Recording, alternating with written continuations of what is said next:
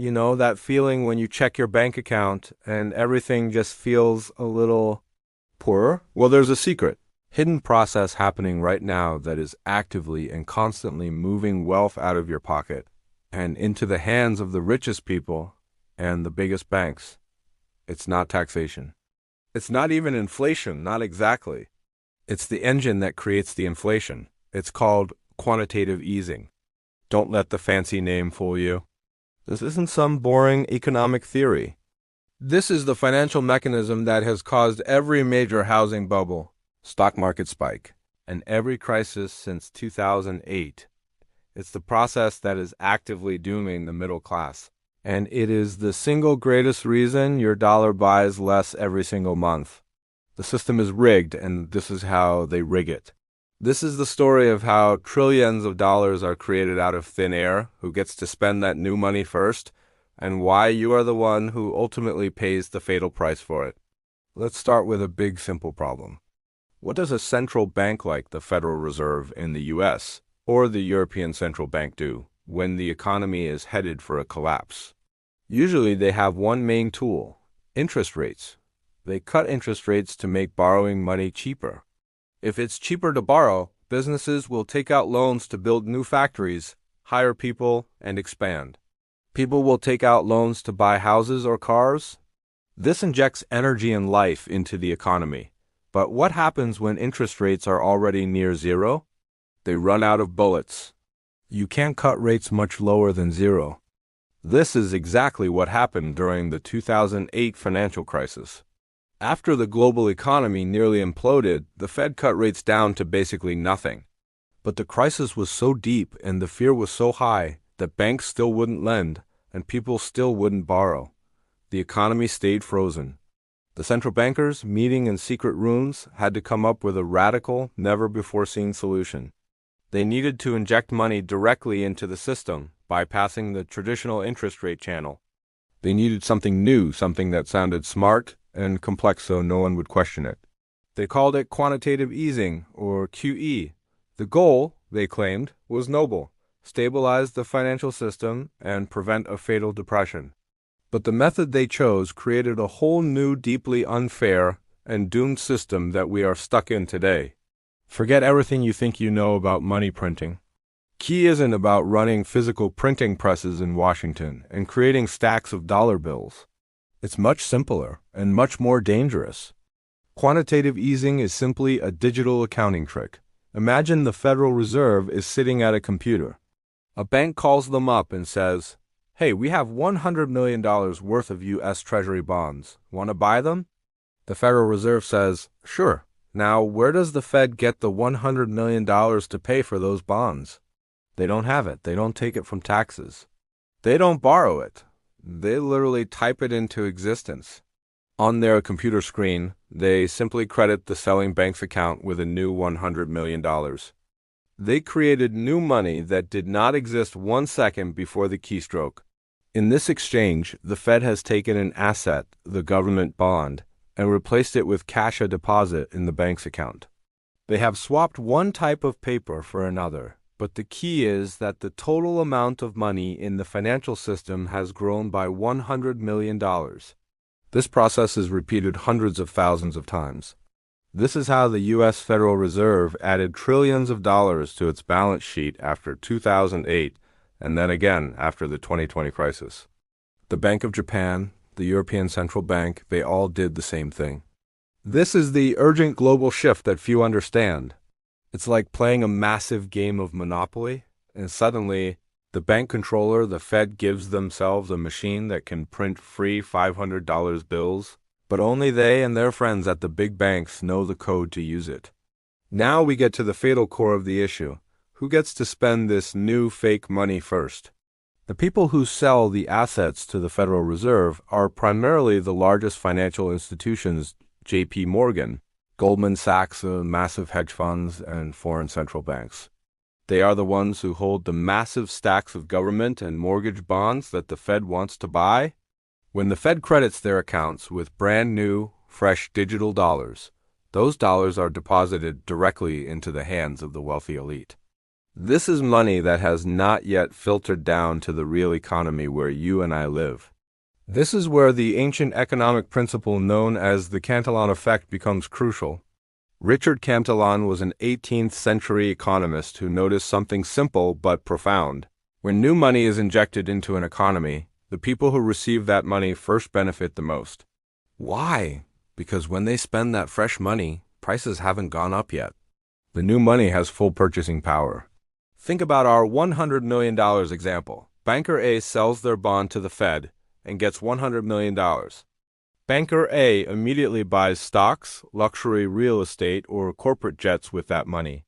Prices for those assets are still low because the market hasn't realized there are now $100 million more dollars in the system. Banker A gets a bargain, but then that money starts to travel.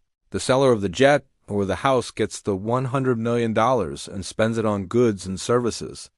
Prices for those things start to creep up a little. Eventually, 6 months or a year later, that new money finally reaches the average person, maybe through a small raise or a new job created by a new company. By the time those dollars reach you, they have lost significant purchasing power. Prices for everything groceries, rent, gas have already gone up. The price inflation is passed down the chain. The last people to touch the new money are the most exposed to the higher cost of living. Quantitative easing is essentially a massive, modern-day Cantillon effect machine. It is designed to enrich the financial class first, allowing them to buy up assets cheaply. And it guarantees that the last people to receive the benefit are the ones who pay the fatal cost through higher prices. This is why income inequality has exploded since 2008. QE poured trillions of dollars directly into the high-end financial markets without ever touching the struggling Main Street. When the Fed performs QE, it creates two types of inflation, both of which are doomed to cause problems for the average person. Financial asset inflation, the bankers benefit. The banks and funds that receive the new money don't usually lend it to Main Street businesses. They buy financial assets. They buy stocks, bonds, corporate debt, and luxury real estate. What happens when trillions of new dollars flood these markets? The prices of those assets skyrocket. This is why, after the 2008 crisis, the stock market went on one of the longest, biggest rallies in history, even when the real economy was still struggling. The stock market was not growing because companies were suddenly generating 10 times the profits. It was growing because there were trillions of new dollars chasing a fixed number of stocks. This is great for the top 10% of people who own the majority of stocks and investment real estate. Their wealth increases dramatically on paper. But for the young person trying to buy their first home, it's fatal. The new money has driven up the cost of houses far beyond what local wages can support, creating a massive, terrifying housing bubble everywhere from Dallas to Berlin. Consumer price inflation, the people's cost. Eventually, all those new dollars that were stuck in the financial markets leak into the real economy. Think of the 2020 crisis. The Fed performed the largest QE operation in history, creating several trillion dollars almost instantly. This cash eventually mixed with government spending, stimulus checks, etc., and global supply chain disruptions. The money supply grew faster than the production of goods. Too many dollars chasing too few things. The result? The highest consumer price inflation in 40 years. The prices for milk, gas, and rent shot up. The tragedy here is that the people who benefited from the financial asset inflation, the early receivers of the money, are now so rich that they barely notice paying $5 for a gallon of milk. But the people who were already struggling, the ones who received the new money last, are utterly crushed by the cost of living crisis. This is the doomed inheritance of QE. To truly understand the fatal flaw of QE, you need to understand bank reserves.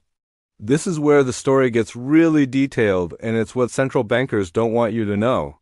When the Fed buys a bond from a bank, the bank's reserve account at the Fed is credited with the new money. These reserves are deposits the commercial banks hold at the central bank. Now, for decades, banks had to hold a certain amount of reserves. This was called the reserve requirement. The idea was that the banks could only lend out a certain amount of money based on how much they had in reserve. This is another check on their power. In a lesser-known but equally fatal move, in 2020, the Federal Reserve officially dropped the reserve requirement down to zero. They removed the last major constraint on commercial banks' ability to lend. This was the final step in unleashing the entire banking system. But here's the trick. The trillions created through QE never leave the banking system. They sit on the Fed's balance sheet as bank reserves. The Fed has been paying banks interest on those reserves.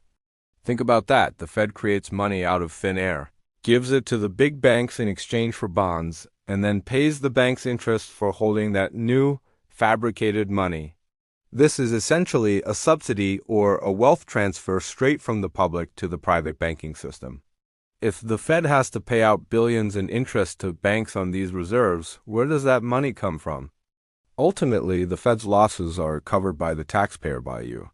You are literally paying interest to the biggest banks on money that was created without any productive work.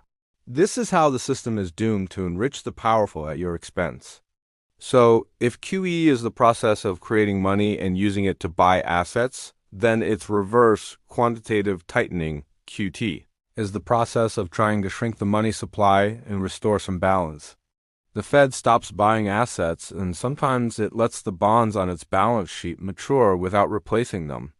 This takes money out of the system, theoretically unprinting some of the trillions it created. A QT is the ultimate crisis time bomb. Why?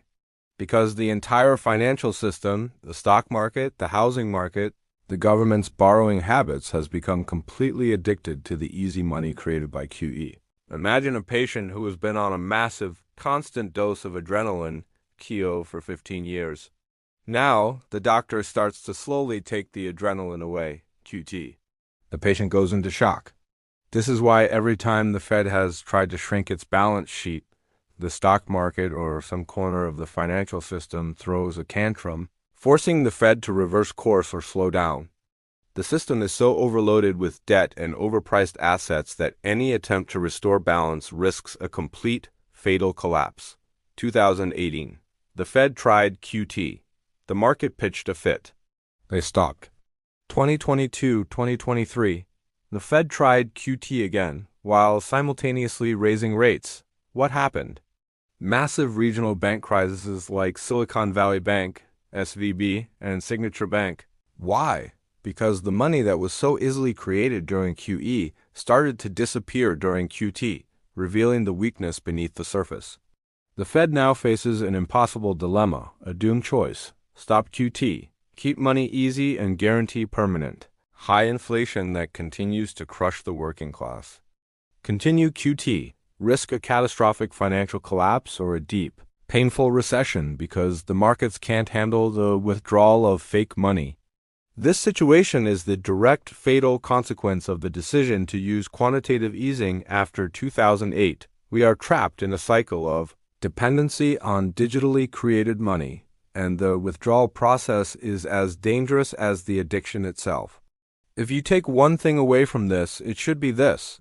Quantitative easing is not a benign technical tool. It is a powerful engine of wealth transfer.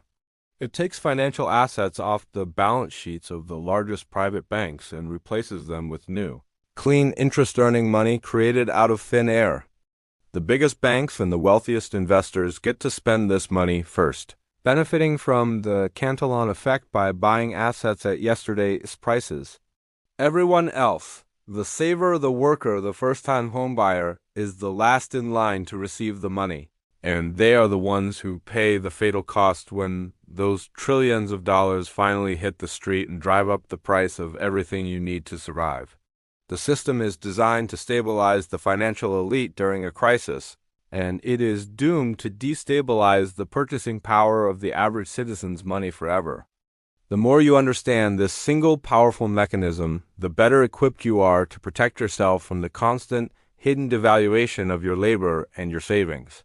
Hit the subscribe button to expose more secrets of the global financial system.